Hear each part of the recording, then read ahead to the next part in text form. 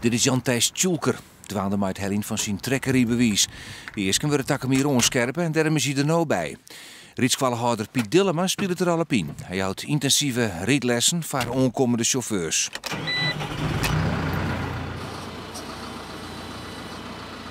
Ja, kijk je precies in hoor. Kijk mooi die spiegelbroeken die erboven zit.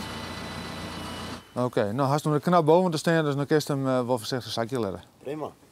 Ik kreeg dus net alleen een geriebis voor alleen de trekker, maar het omkoppelen van een aanhangwijn jetter is echt. Het aansluiten van de hydrauliekleidingen, de borgingen zouden hen er best goed op letten, maar dus al die veiligheidsaspecten jaren er heel goed jaren die erbij.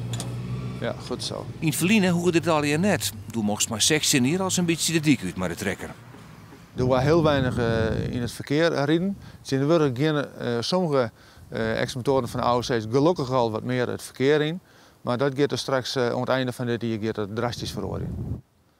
Ja, het licht doet het. En waar rem je? De eerste weer liet Lutse mij omlissende landen.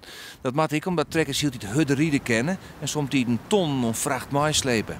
De examens die gaan dus straks net meer voort bij de landbouwskwallen staat het dus dat nodig gaat. Maar de examens die gaan dus straks weer aangenomen door de CCV. Dat is een afdeling van het CBR. Dit is nou echt de vrachtauto-examens aanneemt. En die mensen die gaan dus nou straks met oren eigen zien naar hoe zijn kandidaat zich in het verkeer gedraagt.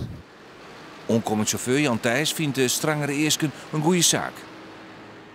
Ja, op zich wel, want dat is juist wat ze hier al bedien hebben. Vroeger werd een lichte trekker, maar nu ongelooflijk grote trekkers waar iedereen op aanbreedt. En er zitten sommigen op die doen eigenlijk maar wat, het zou zeggen.